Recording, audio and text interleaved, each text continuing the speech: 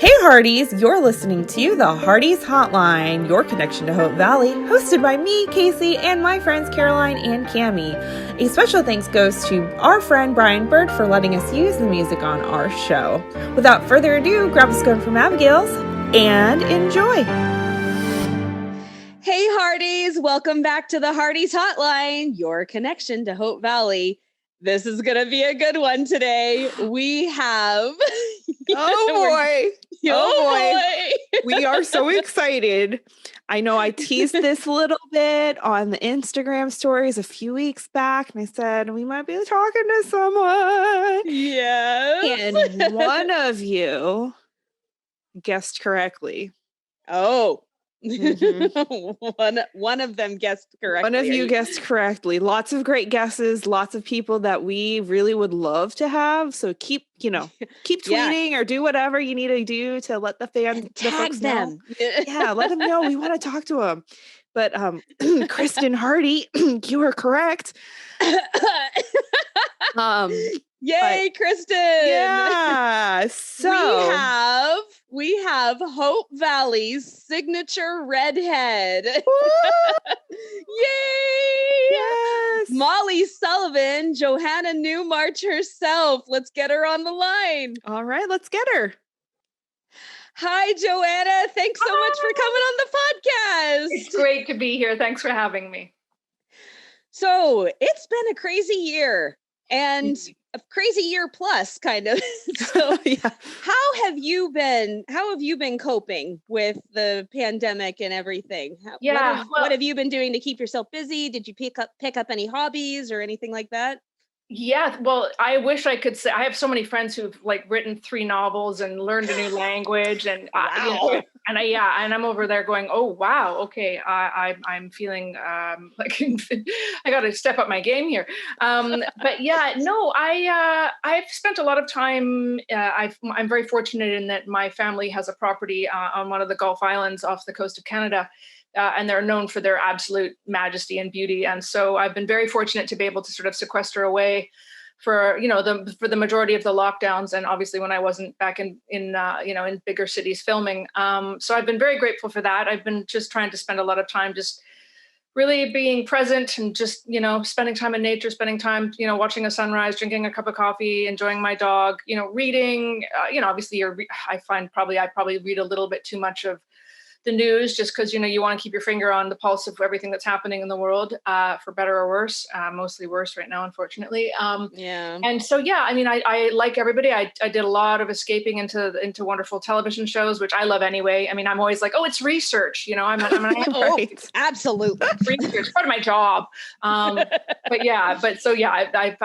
really enjoyed some wonderful shows and, the luxury of the time to do that. I've spent some time connecting with my family who when we're all busy working so much, we don't get to spend as much time with our loved ones. So my family, is also on the Gulf Islands. So that was very special. And then a lot of the time you're kind of reaching out to friends and family and just supporting each other and, just sending off a text or a phone call just to make sure that, everybody in your community, so, everybody seems to have good days and bad days. And fortunately, they seem to complement your good days or bad days. So, when a friend needs something, you've got a little something to give. And when you need something, they've got a little something to give. So there's, it's been really, really touching actually to see how many people in my community have really looked out for each other, even if it was only virtually. There's been a lot of, I think the creative community of which I'm a part is they're generous and empathic and kind. And they're, really, because I think actors spend a lot of time exposing themselves through character, in front of strangers on a film set.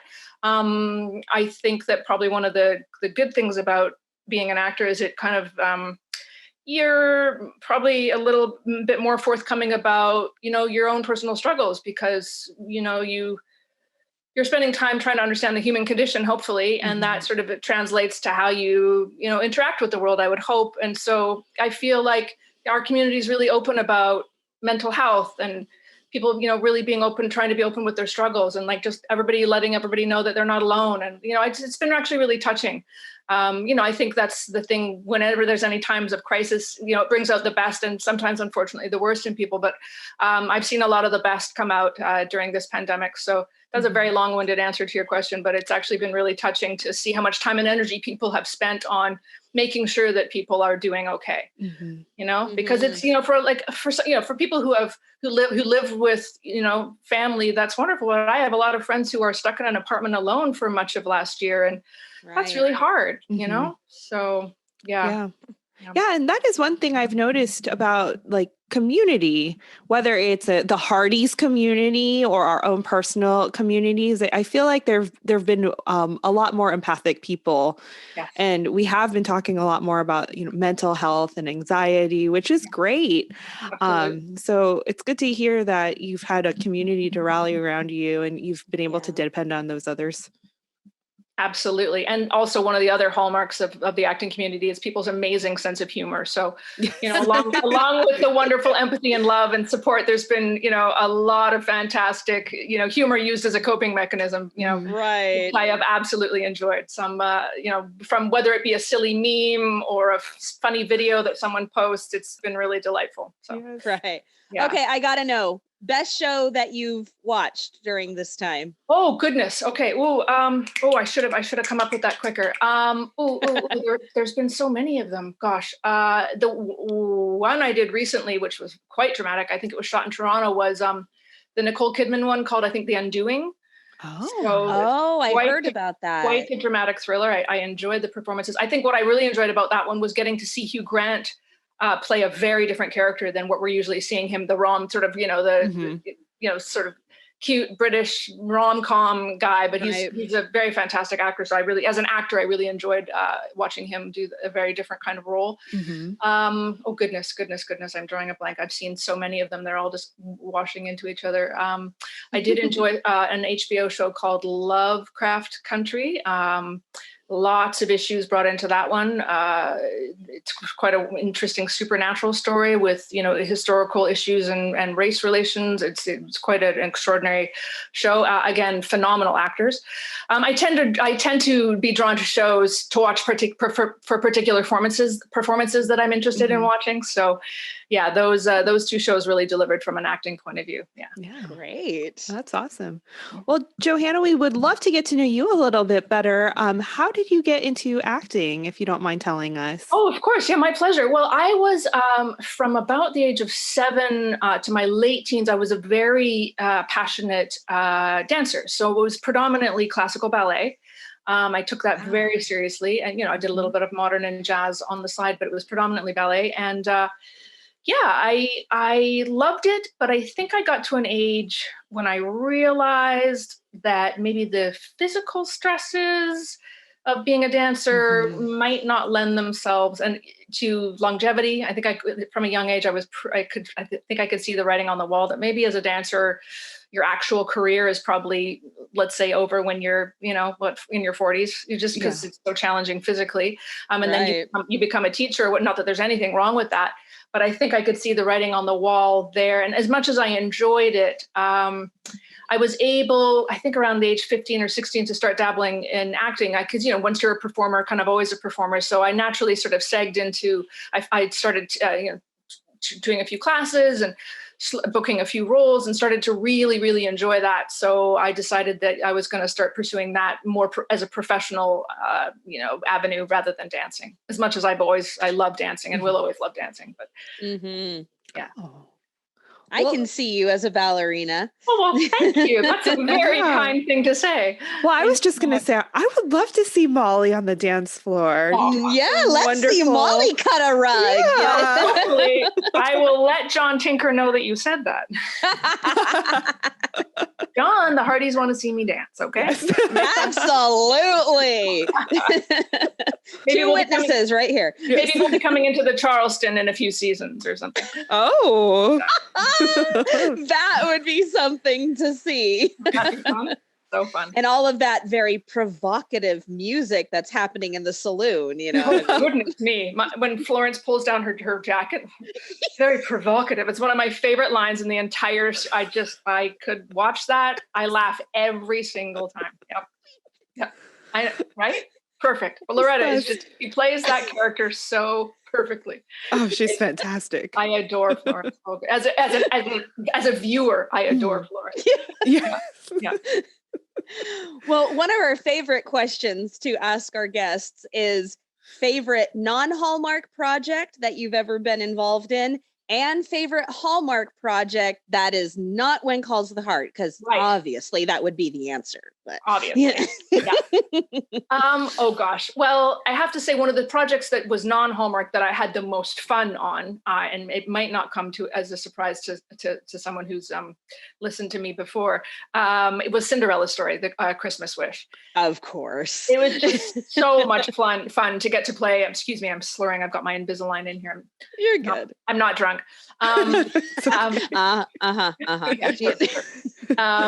Pulls flask out. It was just such a delight to play such an iconic character. Right. I mean, the Wicked Stepmother, come on. I mean, I know there's been 100 different versions of her, but it is such an iconic character that as an actor to be able to bring sort of your own version of that was an honor, and just so much fun.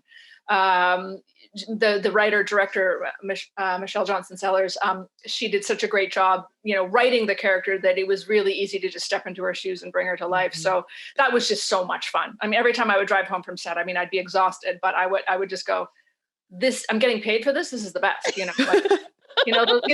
Those pinch me jobs, Oh yeah. Oh yeah. And she's such a train wreck. It was just so much fun to play such a hot mess, Yeah. She really was. Yeah. And the two leads from LA, Greg Sulkin and Laura Morano, I have to give a shout out to them. They were just delightful human beings. They're really exemplary as young actors, just how they conducted themselves on set. They were not even, they were completely down to earth, grounded, no diva behavior, completely professional, very, very fun and engaging and warm and lovely to work with. So I just had to give a shout out to them. It was a real pleasure to work with them. That's awesome. They're probably very, very honored that you would say that, because as a young actor, that to hear something from somebody who is much more seasoned in the craft would be just really. So I know that would mean a whole lot to them. Well, I'd be honored that anybody would care what I would think. But I remember thinking at the time when I was working with them, because I do I sometimes teach children, younger people acting.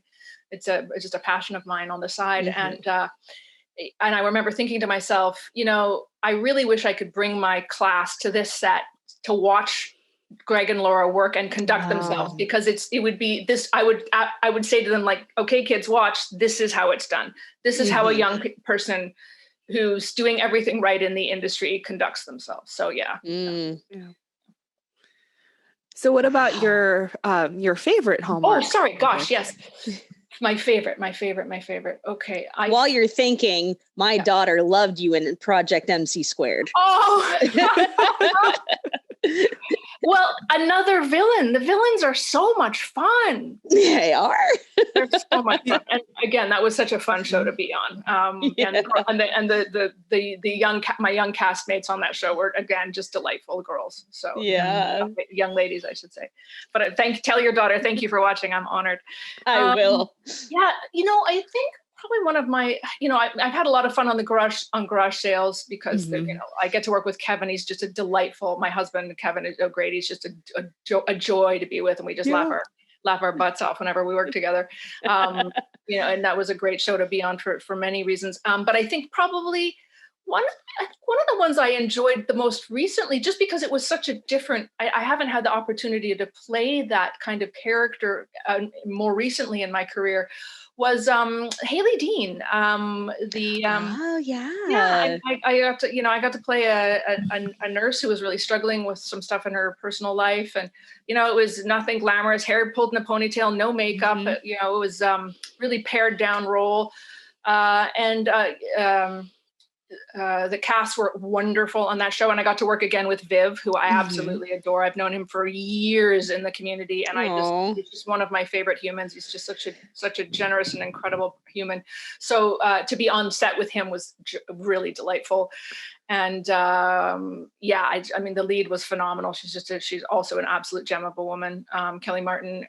So it was fun for me to work specifically with Kelly and Viv, and be directed by a gentleman by the name of Alan Harmon, who I'm a big fan of personally and professionally. It was just one of those sets where you looked around and even the people who were guests during that episode were just happened to be people that I'd known forever. It was just, so you're sitting around in the green room talking to people you've known for 20 years. And they're such fantastic actors. And then you get to go, play with Kelly and Viv and be directed by Alan. And I just sat there going, this is great. This is really and I got to actually be able to sink my teeth into, some one particularly, sort of challenging scene. And that was fun as an actor to be a little bit more challenged, in that way. Sure. Yeah.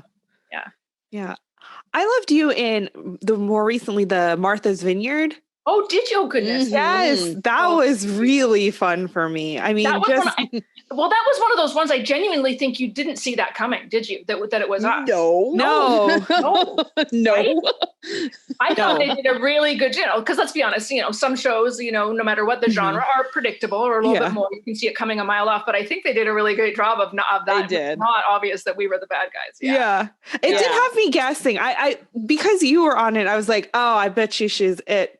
But then I was like, but I kept double guessing myself just because they did such a good job. The only reason why I guessed you is because it's, because it's Johanna. you. As a Heartie, I was like, I gotta say, but I really, really loved that movie. It was so fun. And my husband liked it too. Oh, that's nice to hear. Yeah, and I think that's a testament also, I think, to the leads. They do such a good job. Sarah Lind and Jesse Metcalf. I think they have a great chemistry. And I think they do such a great job. So and it's nice to see that show, it was I think it was only in its first few episodes when I did it. And it's nice to see that it's carrying on. So that's great to hear. Yeah. They've definitely shot a few more of those, but thank you so much, Casey. That's really kind. It really means a lot to me. It was really fun to shoot. They shot that in Victoria, actually, which is just off. I don't know if you know anything about the geography of the West Coast, but there's Vancouver, and then there's a big island right off the coast of Vancouver called Vancouver Island. Right. And actually the capital of our province, similar to a state, is Victoria. It's the seat of parliament and everything. And it's a stunning city. And I've lived there. And so it was actually so much fun to get to work there, because I was shooting when, we were shooting When Calls, and I was shooting another show, and I would drive to the helijet and jump on the helijet and fly over this like incredible West Coast scenery to land in Victoria. And it was just so much fun. So yeah. Tough break. I know, right? Yeah. Rough business. I kind of wondered where it was filmed. So that's interesting to know. Yeah. It's filmed in Victoria. And because, it has the sort of, the idea of Martha's Vineyard, as you know, on the East Coast of the States, it's very much a waterfront community. So I think they could sort of find the places they needed to emulate that in Victoria quite well. Yeah. It's just water everywhere. Everywhere you turn in Victoria, it's water. It's just stunning. Oh, wow. It's a stunning city. Yeah. But yeah, those moments in your job where you're just like, everything's lining up and you're sitting there in the helijet and it's like the sun is setting and it's looking over the islands and you're like, this is a moment of real gratitude. I'm really. Oh yeah. Yeah. Oh man. And the gentleman who played my husband, Matthew Dryden, he was, he's a hunk of man candy. So that was fun. And he's don't mind looking at that all day. And he's also just a lovely man. So it was really a pleasure to get to know him and work with him, because that was our first time playing together. So. Oh, fun. Yeah. So Cammie, shall we jump into When Calls the Heart and talk about Molly Sullivan? Let's please talk about Molly Sullivan. Yes. All right. So the first big storyline for Molly is in A Telling Silence. And I have to say, this was episode 3, right? 2, 3? 3. So as we had talked before we started recording, I had binged this and I just had my daughter and I was like sobbing during this episode. But it was so good and so compelling. And even watching it back now 5 years later, you should have heard us. Older. I mean, we were just gushing over. You should have heard us when we were recapping this episode. We were like, "Oh, Johanna was so fabulous in this scene. Oh, do you remember how much she was crying and just the desperate look in her eyes?" And Rosaline Mamie was just so. Oh man, we were stop over gushing here. But can you tell us a little bit more about what it was like filming such an emotional episode, especially for the show that hadn't been picked up? I mean, it wasn't shown to anybody. There was no fan base. What was that like? Well, it was such a joy because, Michael Landon Jr., I don't know if any of you have ever had the pleasure of interacting with him virtually or in person, Not but yet. he's just a lovely human being. He's a really special man. We've heard Yeah. that And many so, times. and it was so special, because prior to When Calls, I'd had a couple experiences playing in the world of period filmmaking, but to be able to walk onto the Jamestown set and to be in semi-authentic period clothing and try and inhabit that world, it was just so special because, as you said, it was like this new special thing that we were all doing. And the cast of women, there was such an amazing female-centric cast and storylines. And then just the art direction, and when we were in the coal mine, like how they pulled off the coal mine. To this day, as an actor, I will never forget just the feeling of being in there. Half the acting was taken care of because you were just there in this dark place, imagining what it would have been like for people in that day and age to work and live in this such a horrifying place. Yeah. So it was just a really special time. And as I say, Brian was Michael, Brian was also around, but Michael, was such a kind and empathic director for actors, because he'd come from a lineage of his father was obviously, a very iconic actor, on a very iconic period show. So I think he has a lot of love and empathy for actors, and just the way he directed us was, it just gave you whatever, just that one little note you needed when you needed it, and kept a light touch, but a very, just, I don't know, I found we worked very, very well together. Some directors you just have that chemistry with, they don't need to say much, but when they say it, you're like, oh, boom, got it, thank you, that's super helpful. And then because they're the one staring there, you're the one acting your heart out, and then they're the ones watching the monitor, and sometimes they can just give you a little note that just really helps something settle. So yeah, I just really enjoyed working with Brian, and I really enjoyed my female castmates. And it was a very special time. It felt very special. It's always felt special, that show, but that first season just had that sense of that we were doing something new. And I think we all knew it was special. I mean, the fact that it's gone into, the popularity that it has, none of us could ever have anticipated that. But I think we all had a sense that we were doing something very cool, and it felt cool and it felt special. And I just remember every time I would be driving out to Jamestown, I would just go, this is cool. And I say just the ensemble was really a very alive. I mean, it's always been alive, but it was very tangible that, as you say, that first special season. And doing that episode, it was beautifully written. And as a mother, as you say, no acting required. I mean, you just need to think about your child going missing, and you're just devastated, right? Yeah. I mean, I've been very fortunate in my life not to have too many panic moments, but I had about 5 minutes once as a mother where it was just a series of miscommunications, where I had called somewhere in the evening and expected that my daughter was there, and they were like, "Oh, I'm sorry, I don't know where she is." And it was like too late for that to be the answer.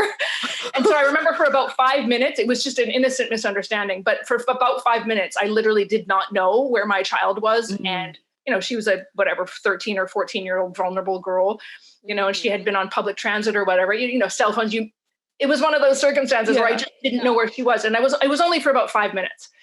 And I remember feeling semi-hysterical. Do you know what I mean? Oh, yeah. And so, I mean, fortunately, it was nothing, and it got resolved very, very quickly. So I'm extremely grateful for that. But I'm just saying, as a human, I've only had, a very brief taste of that.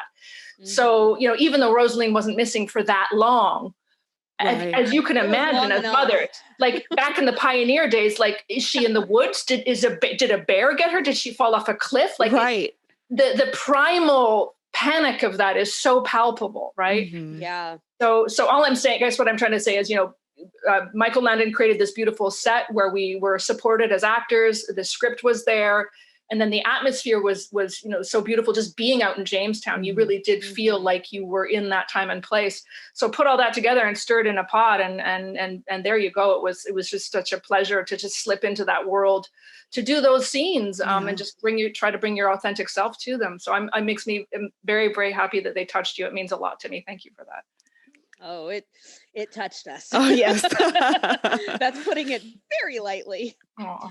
All right, let's talk about Molly's past romances, because she seems to be a jumping off point for several right? Several characters. You're welcome. You're welcome. She was Lee's fake girlfriend to get Rosemary jealous. Yep. And then something almost started with Carson. Right. You know, I mean, you were fanning yourself and everything. You know? I mean, again, he's a tasty fella. So absolutely. So it seems that you are the one who helps them get back into the swing of things. Yeah. So we obviously know that with Lee, it was to make Rosemary jealous, to get her back with Lee. Yeah. With Carson, was that testing the waters to see if that would work between the two of you, or was it a way to get him back into the land of the living? You know, it's funny you should ask that, because I honestly, and I would tell you if I knew anything differently, while sometimes when you're in the middle of a season, you're actually not even privy necessarily as an actor to that information. Well, either the script hasn't been written, or you just don't know, right? Because a lot of the times they're writing as they go, and I think it played a couple roles. I think it allowed us to learn a little bit about that there was some pain in Carson's past. He was relatively new to the town at that point. Yeah, so I think it was one of those fun little, is this going to happen? I don't think it was ever anything like, we didn't like their chemistry. I think it was just something that happened and they played with, and then his whole storyline went another direction. And I have a lot of very close male friends in my life, and I really value the platonic friendship of men. And so I actually really like that Carson and Molly are friends, like good friends now. Yeah. I just think that's also a fun dynamic that, that the community has room for, romances and friendships, mixed gender friendships that are genuine. I'm still waiting for the meatloaf recipe, so I'm a little bit salty about that. But, so I can't say I actually can't say that I know. I just think, I remember one of the network executives coming up to me at the HFR and talking about how much they enjoyed that scene. So I know everybody was happy with it, but I think they just had, different, his arc, his storyline just went a different way, and it's been such a wonderful, rich one with Andrea and Faith. So yeah. Oh yeah. Yeah. Yeah. And I think that's kind of the fun part too, because he was new. I mean, his story was an open book, Exactly. So, exactly. Yeah. So I think they were kind of gone anywhere. Yeah, they were kind of just feeling it out as they went, and then that character, and so it's, as it should be. It's been a wonderful storyline, but it was fun. It was really fun to have that little, well, maybe, what do you think? Yeah. Well, and that's a fantastic gif of you fanning yourself. And you know what's so funny? I had totally not planned that. It was one of those wonderful actor moments that just happened. And the director was like, "Oh heavens, we're keeping that." I love Dottie saying to Molly, "Say something." Yes. I know. That's one of my favorite moments. That Erica Carroll, who's actually a dear friend of mine, that was actually one of my favorite Dottie and Molly moments ever, for sure. Oh, it's great. Yeah. And we've all been there in real life, and with your girlfriend who's crushing on a boy. Yeah. Oh yeah. We've all been the one going, "Don't be an idiot. Say something. Say something." Yeah.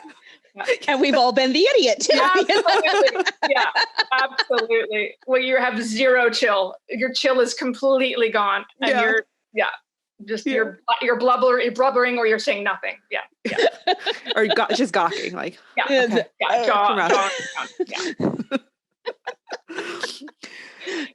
But I think that's also, and I'm just sort of turning the conversation to a slightly different direction, but that's actually one of my favorite things about Molly, is that I've been afforded such a wide range of, acting opportunities from episode 3 of season 1 to all this wonderful comedy, and this slight sort of, flirty stuff, comedic stuff, and then, gossipy stuff. And it's just been so much fun. It's been such a rich 8 years for me as an actor. So so grateful.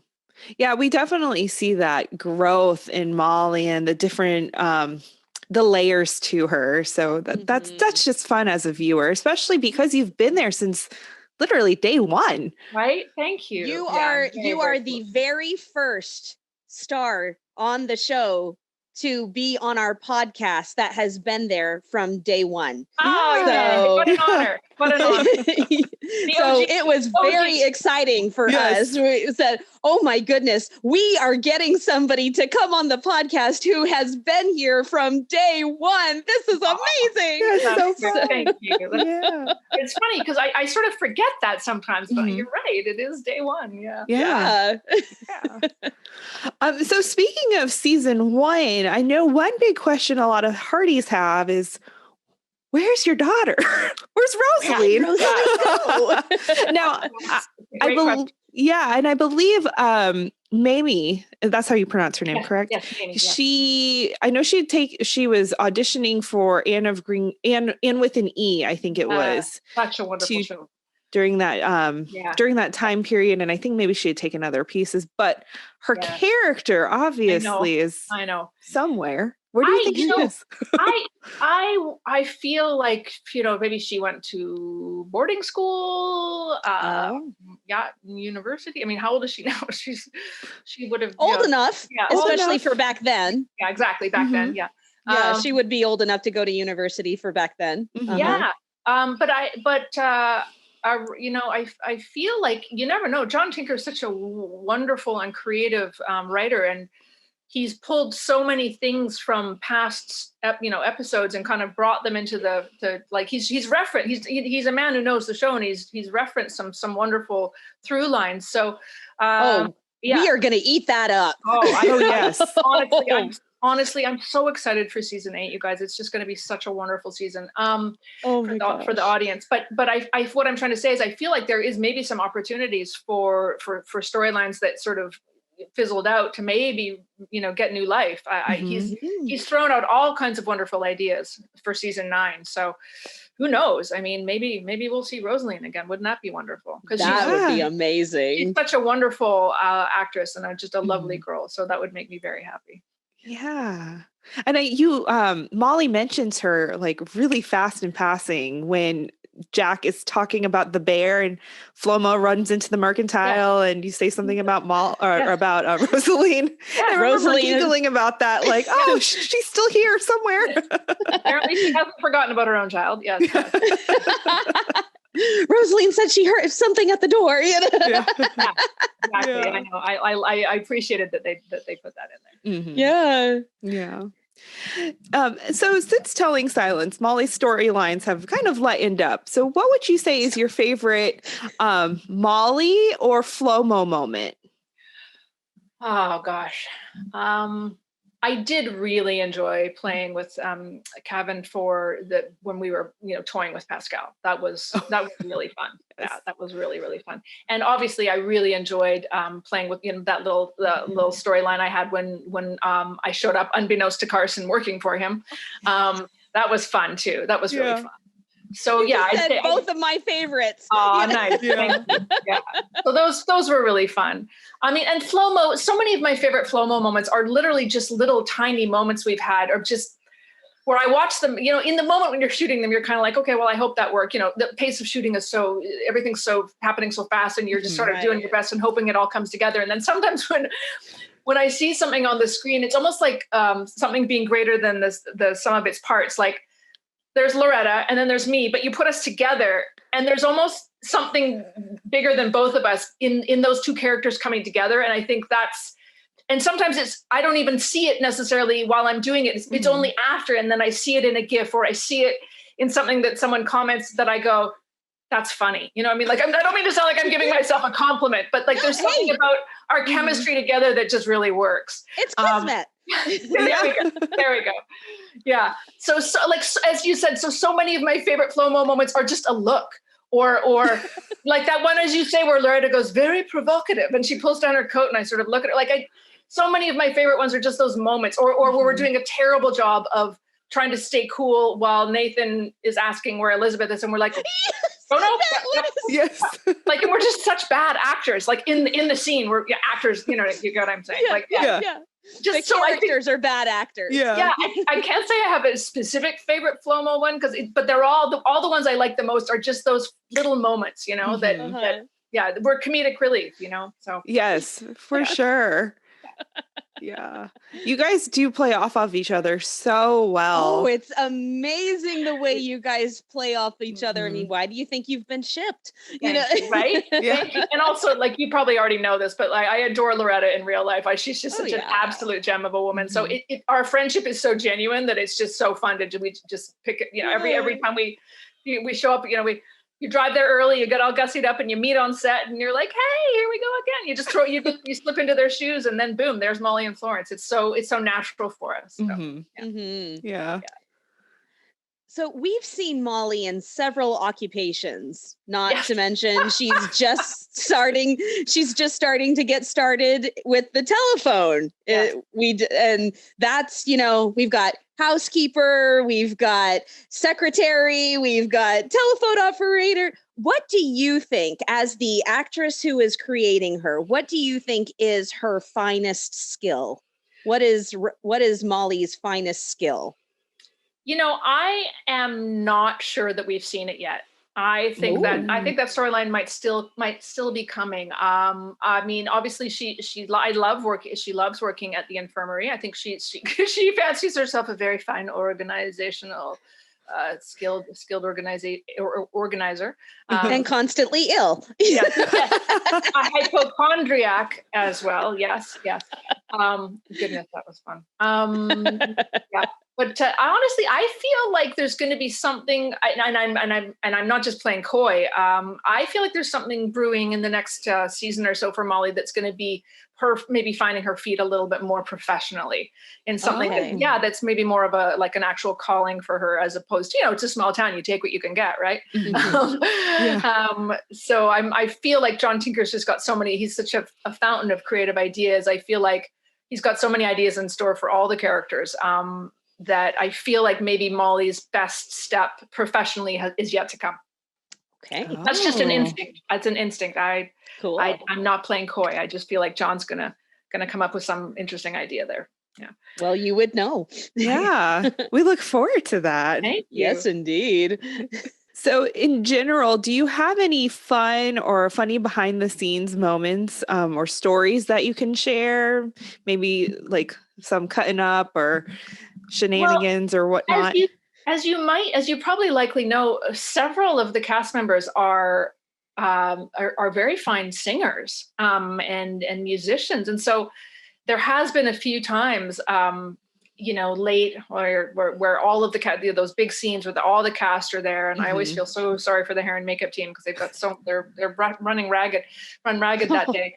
But it'll be late at night, and we're trying to get our day done, and it'll always be inevitably something in the green room where either Ben starts it or Paul starts it, or, and then everybody just joins in. And before you know it, they're doing some fabulous song from, some Broadway musical that they all know very well. Like, just delightful. I'm going to have to make more of a point of whipping out my phone when those happen. Yes, please. Sometimes my phone isn't handy and I'm always just like, oh, darn it. You'll recall that one thing I posted. Maybe I can't recall what year that was, but I did post a little clip of Paul doing a lovely version of Hallelujah on the piano, and some of the ladies were just sitting around. It was our de facto green room that day, and some of the ladies were sitting around and joined in, and I got a clip of that. So that was really fun. But yeah, it's mostly it tends to be everybody breaking out into some Broadway musical song, jazz handing down Bob Fosse, jazz handing down Main Street or something. It's the cast really are such great people, and they're all so funny. So, it'll inevitably be, 2 a.m. and we're all talking shop or, talking about our worst auditions or, horrible filming experiences and just roaring with laughter, So. One other thing about future seasons, as you've kind of maybe hinted a bit about, we know everything's under lock and key for season 8, so we're not going to dig for spoilers or anything. But when we talked to Brian Bird last fall around August, September-ish, when we were launching the podcast, we did squeeze out 5 words from him that describes season 8. It's kind of a sketchy answer, but he said, no more cagey, just truth. So No more cagey, just truth. That is very cryptic. Yes. It is very cryptic. It is very cryptic. But from your perspective, how would you describe season 8 in 5 words? And it can be a sentence or it can be 5 adjectives. Oh, wow. So. Pressure, so much pressure. Okay. She's counting. I love it. Yeah, I was. You caught me there. Okay. Just chat amongst yourselves. Just give me a minute. I mean, if you want to throw a bonus "the" in there, that's okay. Yeah, we'll let you do. We'll let it slide. The phrase that keeps coming to me is the heart of the community. And for me, and I don't know if it was just the particular storylines that I was involved in, but for me, the town as an ensemble really felt present for me this season. So like really the heart of the community, the heart of Hope Valley, because, and it's been wonderful, but there, some seasons have really been focusing on, one particular story. And I mean, there's definitely main storylines that are being focused on, but I really feel like you got a sense of the whole town this season. Does that make sense? Like the whole community. Yeah. But the emphasis on the word community. Like I really felt like viewers are really going to feel like they're a part of a Hope Valley community this season. I mean, I know they've always felt like that, but I feel like, which is one of my favorite things about the show, but I feel like that just sort of got heightened this season. That's really good. And that makes me feel really, really excited. Yeah. And I think I speak for Cammie and I both, but my favorite moments of When Calls the Heart through these last 7 seasons that I've seen, it's the community. It's those group moments, whether it's just the ladies or just the guys or everybody together. Those have become really special. And it's just fun to see everybody together and having a grand old time or coming together to support each other through hard times. Like those have always been my top favorites. So I agreed. And also just like, in a small town, people would be very intermingled in each other's lives. It's not like these people only ever interact with these people or these people over. I feel like the sense of how a community would actually function, the give and take of the dynamic, on Main Street of people coming and going. I feel like that's very present this season. I don't think it's just my imagination. And I feel like the fans have always really loved that. So I feel like they're going to enjoy that. Yeah. Do we get to see Molly at the telephone several times? Maybe. Now, we did hear something straight from Jack Wagner's mouth. I hear he mentioned something about a redhead.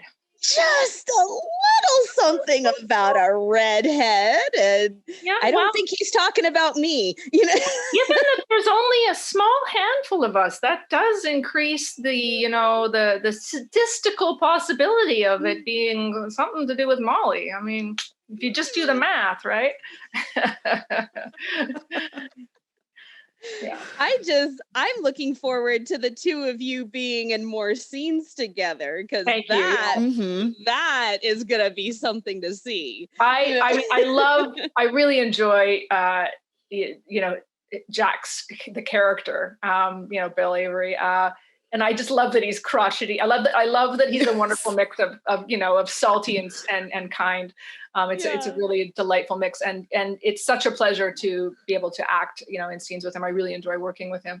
But yeah, they're just having a great time playing this season. They're playing and they're winding each other up. It's actually really fun to watch. Oh, that's so fun.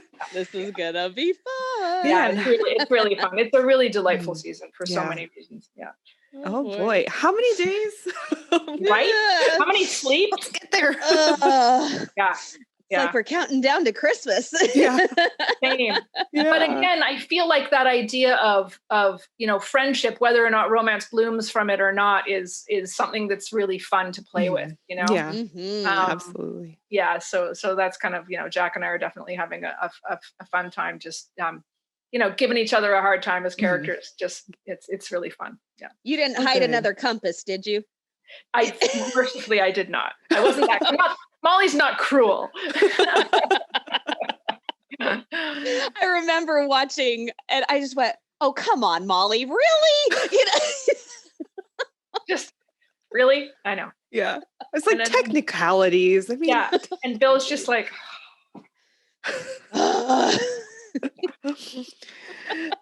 so what's one thing you'd like to see Molly do in a future season? I mean, she's kind of done a lot. She's done a lot. Yeah.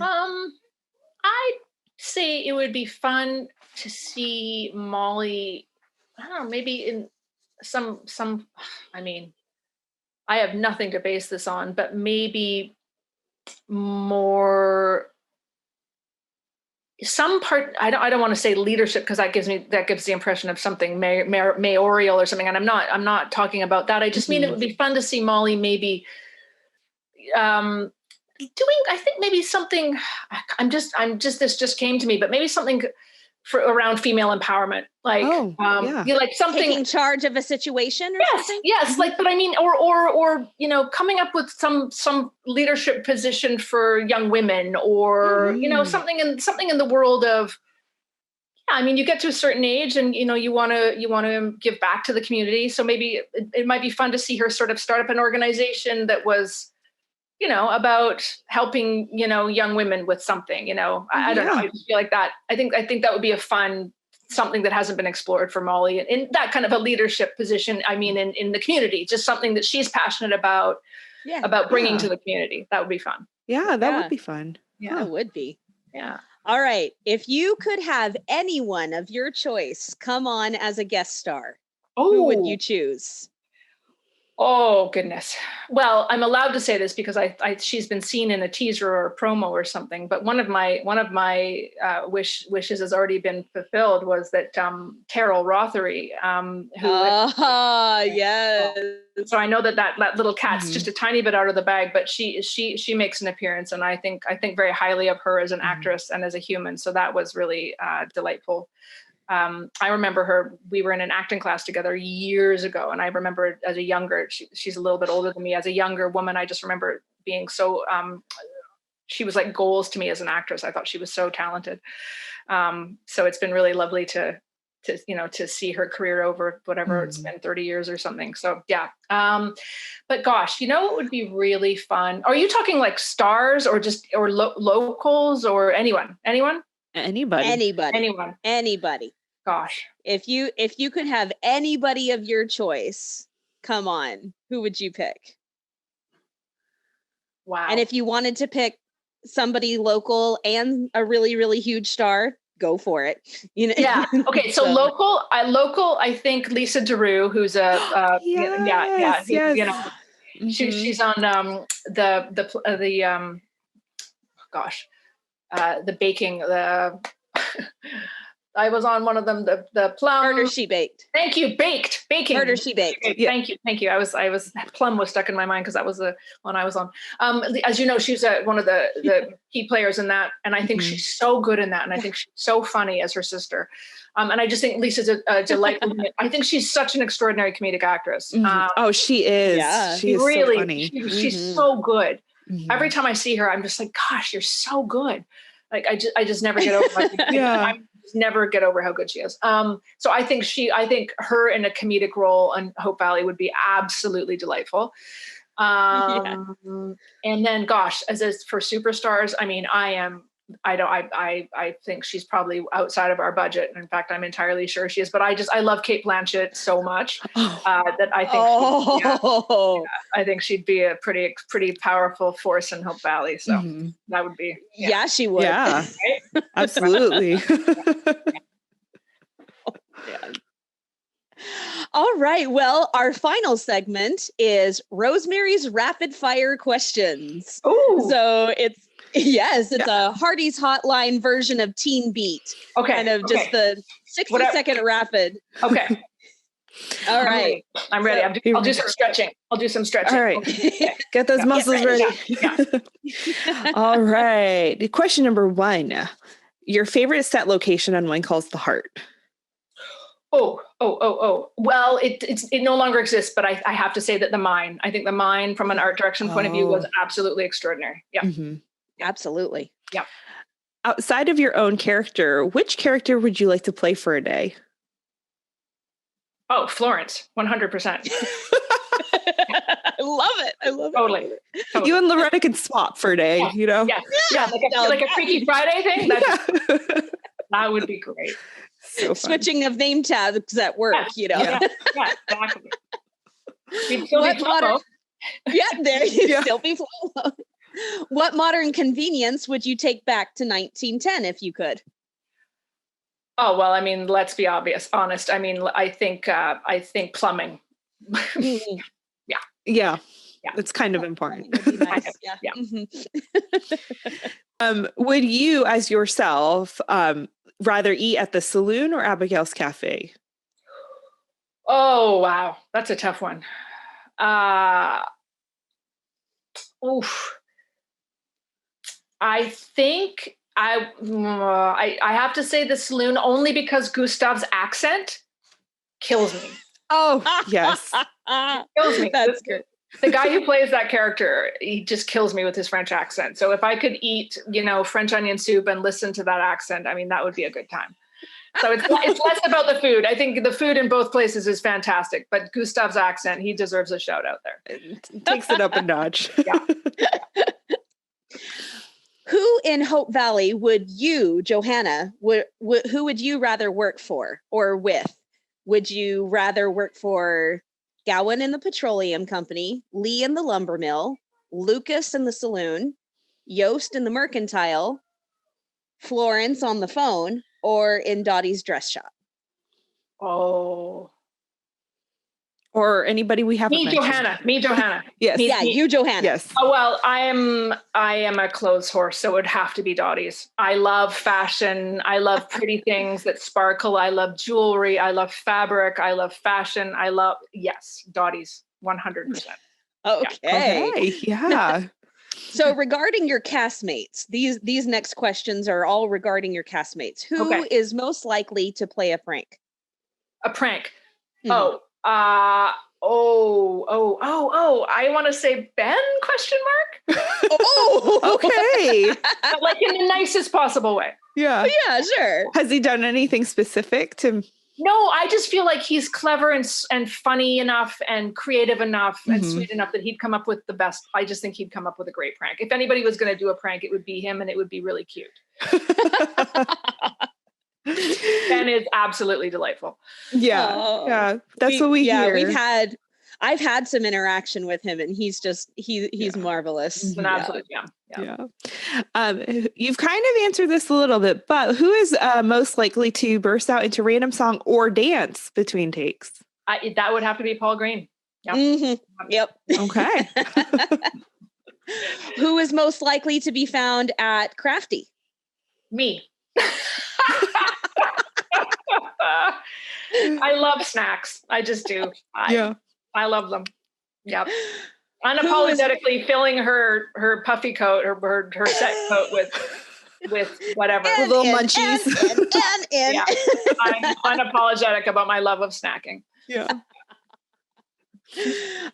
Who is most likely to laugh or cry at inappropriate time during filming? Oh, goodness, laugh or cry. Oh, well, we all know, and Pascal's been very forthcoming about it. I've never seen her cry, but I have seen her lose it. It's late at night. She's been acting her face off, poor girl, with 10 pages of dialogue, and then something will strike her funny bone, and that's it. It's just giggling for days. It's so funny. It's so cute and so funny when it happens. She just gets something, just hits her funny bone, and then she can't stop giggling. It's really cute. That is hysterical. That is so funny. We did hear from one of the behind the scenes stories about the bridal shower. Yes. How that was all filmed at night and everybody was just like loopy. Loopy. Yeah. Yeah. Done. Yeah, no, she's hilarious. I mean, as you know, she's a fabulous actress and hilarious. Yeah. And so sometimes you just put a late night and everybody getting punchy together and it just, the train just flies off the tracks sometimes, but in the most delightful way. Yeah. It's so cute. Yeah. Who is most likely to be the mother or father hen of the group? Oh, goodness. I'd say probably Loretta and I probably together because I think we're sort of the elder stateswomen of the group.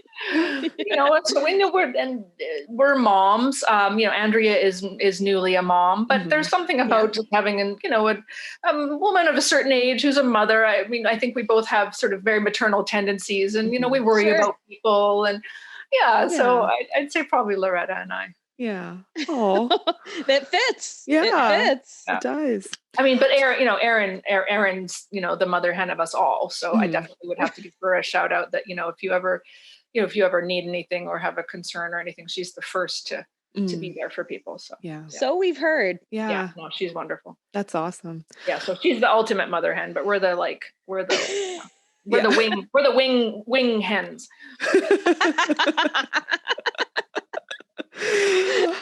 All right. So last one. If you and your castmates, and you don't have to name all of them because there's a lot of you, just a few, but if you and your castmates were stuck on an island Gilligan style, what would each person be doing? Oh, wow. Oh, that's funny. Oh gosh. Okay. I think Lee would be trying to build us a structure. Lucas would be trying to make it attractive, the structure attractive. Okay. Embellishments. He would be, adding curtains, and chandeliers. Who would be getting the food? I feel like Carson and Faith would be good at hunting and gathering together. I feel like that would go well. Okay. I feel like Loretta and Molly would be good at maybe gathering firewood and building fires. Rosemary would definitely sing to keep us all entertained. What would Ben be doing? Ben would be fishing. He would get us some fish. I think he would be a good fisher person. I don't know Food's why. important. Yeah. Food's important. Yeah. Protein. Protein. Exactly. And I feel like Elizabeth would be sending out SOS signals. She'd be trying to get us rescued. Okay. That's important. Awesome. Yeah. Oh my goodness. And Nathan would just be sitting around looking handsome. Nothing wrong with that. Nothing wrong with that. As one does. Yes. Yeah.